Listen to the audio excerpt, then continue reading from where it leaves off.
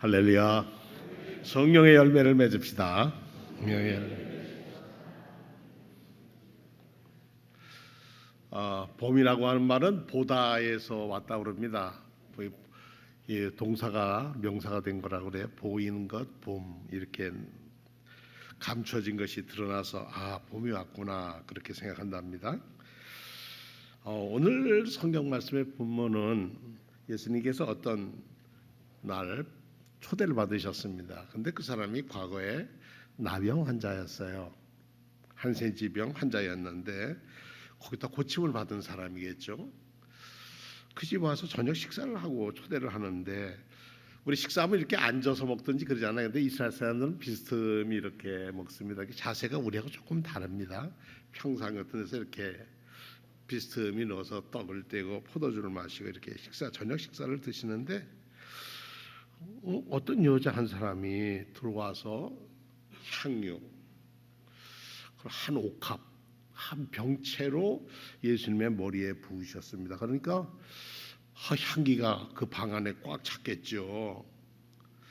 이걸 보고 제 아들이 발끈했습니다. 다 뭐 냄새만 맡아도 저게 무슨 향료인 줄 알 텐데 저 값이 얼마인데 저거 무슨 의도로 저러는 거야 예수님한테. 또 저거 갖다 팔면 아이고 그 큰 액수를 한 200데나리온 된다나요? 200데나리온이면 한 노동자 200일의 값인데 그거 좋은 데나 쓸 것이 뭐 그렇게 허비하는 거야. 그런데 예수님께서 그들의 이 말씀을 보시고 말리시면서 그가 내게 좋은 일을 했어. 그게 무슨 좋은 일이야? 내가 이제 얼마 있다가 떠날 거야. 나의 장례를 준비하기 위한 것이었어. 그리고 말씀하시기를, 내가 참으로 당신들에게 얘기하기를 온 천하 이 복음이 전파되는 곳에서는 이 여인의 착한 일도 기억되고 그가 있는 곳에서 기리는 사람이 될 거다. 이렇게 얘기하셨습니다.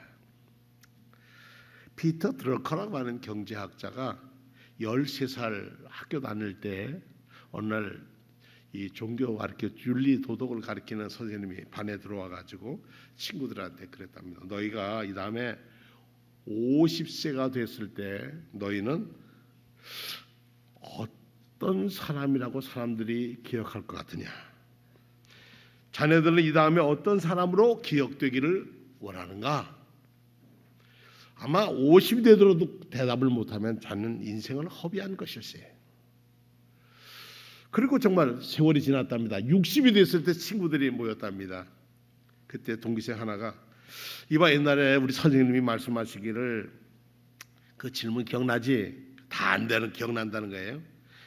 40대가 될 때까지 나는 그 질문의 뜻이 무엇인지 나는 모르겠더라고. 살기 바쁜데 무슨 뭐 그렇게 기억되는 사람이 되겠어? 그렇지만 내 인생에 선생님의 말씀에 영향을 준 건 틀림이 없어. 그래서 피터 드러커는 자기의 경영학 책에다가 당신은 어떤 사람으로 기억되기를 원하십니까? 라고 기록했다고 합니다. 여러분들은 수원종목교회 119년 역사 속에서 어떤 분으로 기억되기를 원하십니까? 오늘 우리 아침에 마태복음 26장에 있는 말씀에 귀를 기울였습니다. 우리는 지금 예수님의 마지막에 가까운 사순절을 보내고 있습니다. 사순절 동안에 기억되는 사람들이 여럿이 있겠지만 저는 오늘 여기에 평판이 좋지 않았다고 했던 여인, 그 여인의 이름이 나사로의 동생이라고 마리아라고 얘기하는 분도 있고 어떤 사람은 죄 많은 여자였다 그런 얘기를 하는데, 어쨌든 나사로의 동생이라고 하면 오빠가 죽었다 살려주신 분이니까 예수님은 정말 고마운 분일 거고, 죄 많은 여인이라면 세상에 손가락질 받다가 사람 대접받고 나도 여자로서 예수님부터 사람 대접받은 것에 대한 기쁨이니까 뭐 향유 드릴 수 있을 거다, 기쁨의 감사를 드릴 수 있을 거다 그렇게 생각합니다. 그러나 예수님은 이 여자가 행한 일이 복음이 전파되는 세계 어디를 가든지 이 여인이 기억되는 여인이 될 거라고 얘기를 합니다. 지금부터 한 2000년 전쯤 이야기입니다. 당시에는 남녀가 구분해서 남자 식사하는데 여자들이 그렇게 들어오기가 쉽지가 않았습니다. 접대한 주인들이라면 몰라서도. 근데 그 가운데 정말 이 여인이 헌신을 했다. 자기의 가장 소중한 것으로 헌신했다. 여기 다른 기록 보면 300데나리온 이상 받을 수 있다. 다른 복음서에는 그러는데 이거 엄청난 금액입니다. 그 금액을 우리 한 2천만 원도 훨씬 넘는 돈이 되겠죠. 그 향유를 아낌없이 부었다. 그래서 오늘 여러분들에게는 아름다운 헌신이라는 제목으로 말씀을 드리려고 합니다. 이 여인의 행적은 어떤 의미로 아름다운 헌신일까요? 그러면 진실된 헌신이라는 게 뭡니까? 또 이 여인이 하는 이 행위가 우리에게 어떤 것을 도전해 줍니까?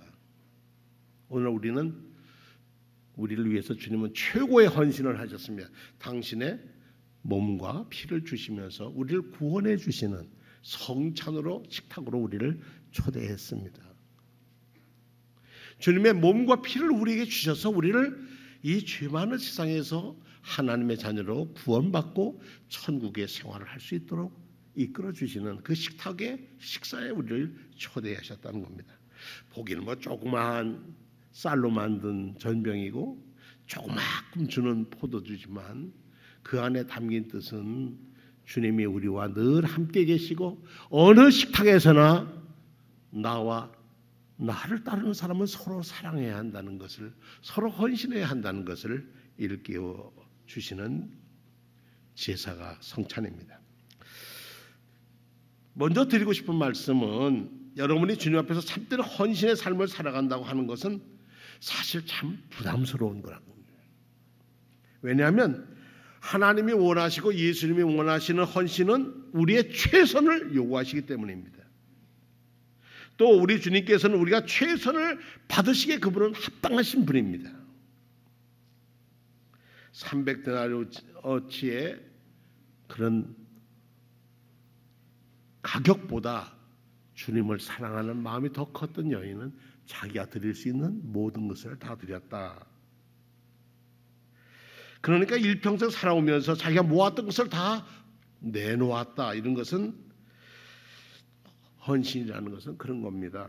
부담 안 되는 것, 있어도 좋고 없어도 좋은 것을 드리는 게 아니라 가장 귀한 것을 드리는 것이 헌신이라는 겁니다.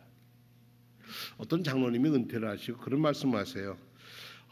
저는 은퇴하고 나니까 시간이 있어서 감사해요. 왜냐하니까 제가 직장 다니면서 그래 어려울 때 전도 훈련받고 훈련받고 그랬는데 이제 은퇴하니까 그것을 행할 수 있어서 참 감사합니다. 그래요? 어떤 또 예수 믿는 의사가 그런 얘기를 해요. 내가 이제 얼마까지 일을 하고 그 다음에는 내가 좋은 어려운 나라 가서 도와주리라 그래 생각했는데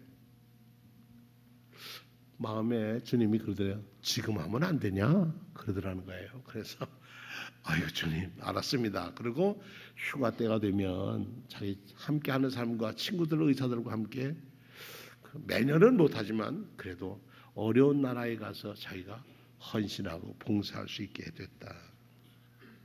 헌신은 자기를 드리는 겁니다. 자기가 손해 없이 헌신은 없습니다. 두 번째로 이 여인에게서 발견되는 아름다운 헌신은 어떤 모습일까? 향유를 볼 수 있는 기회를 놓치지 않았다는 겁니다. 예수님을 늘 만날 수 있는 것이 아니라는 겁니다. 성찬은 매달 첫 주일에 우리가 하지만 그 첫 주일에 만나는 성령님의 역사는 다르다는 겁니다. 오늘 만나야 우리는 내일이 행복한 삶을 삽니다.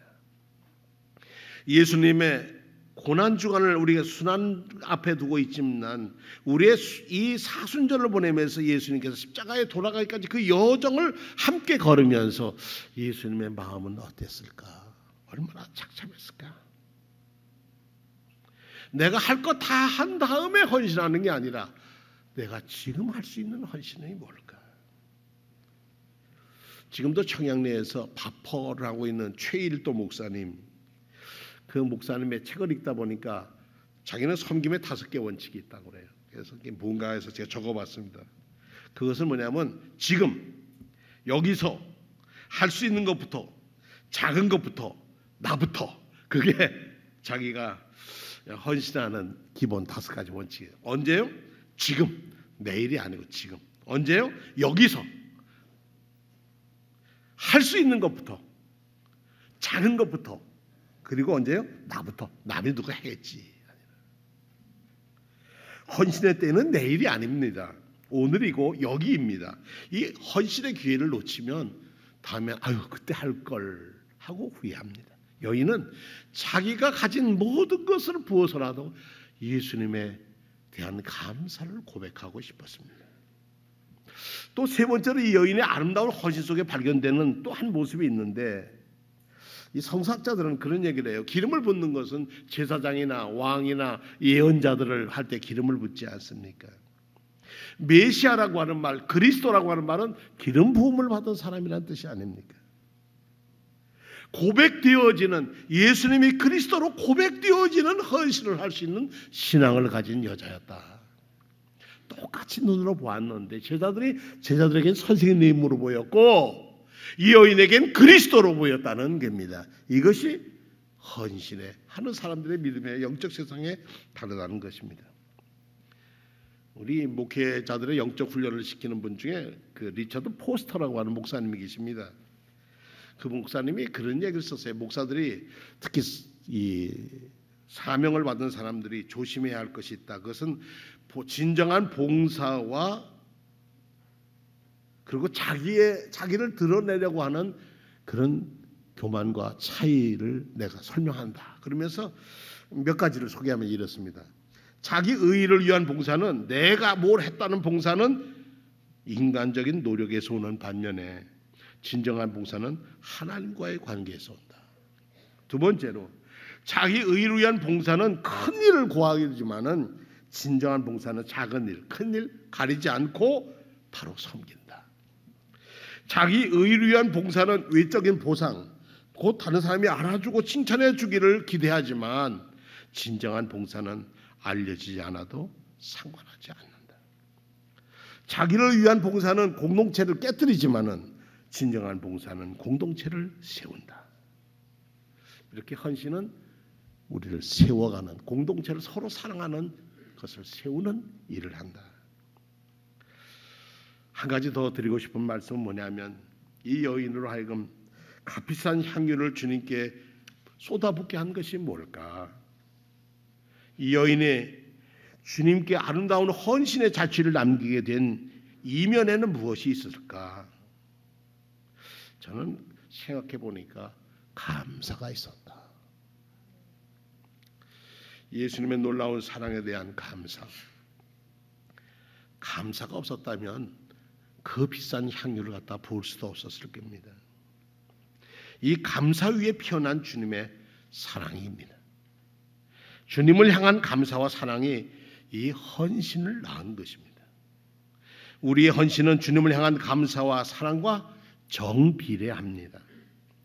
주님을 향한 감사가 메마르고 사랑이 식어가면 봉사도 헌신도 식어갑니다.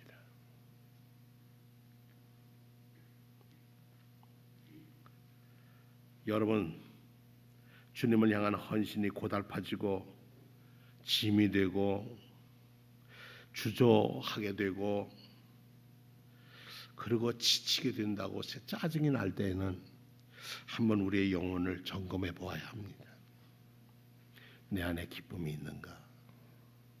내 안에 주님을 향한 감사와 사랑이 남아 있는가?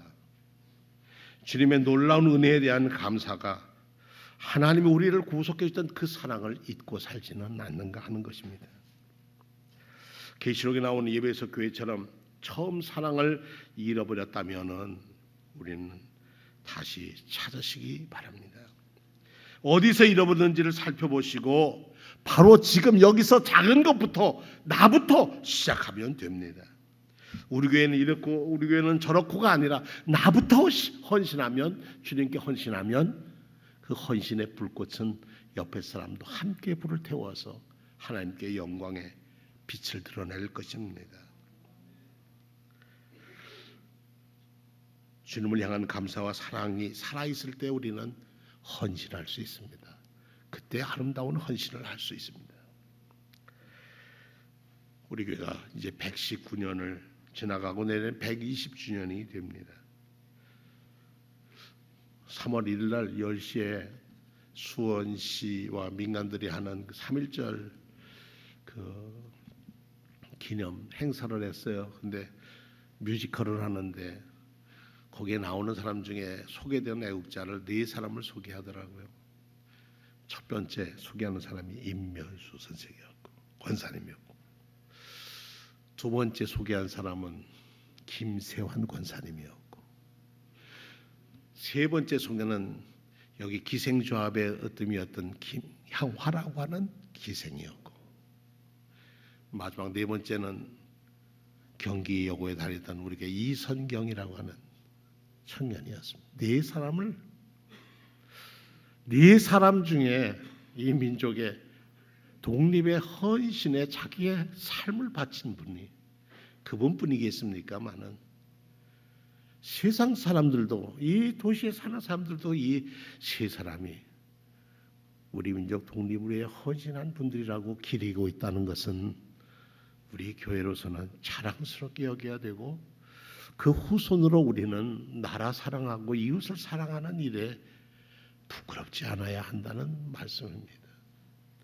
그들의 헌신과 그들의 수고가 이 나라가 있는 것입니다. 대한민국이란 나라가 있는 거죠. 오늘 저는 이름 알려지지 않는 이 여인, 자기의 모든 것과 같은 향료 한 옥합을 갖다가 예수님의 머리에 부었다. 우리의 삶은 무엇에다 부을까? 내 인생의 삶의 기쁨은 어디에서 올까? 우리를 구원해 주신 그분의 사랑에 감사하고 헌신할 때에 나의 존재감과 정체성을 확인할 수 있을 것이고, 우리 삶의 감사와 기쁨이 떠나지 않을 것이라고 믿습니다.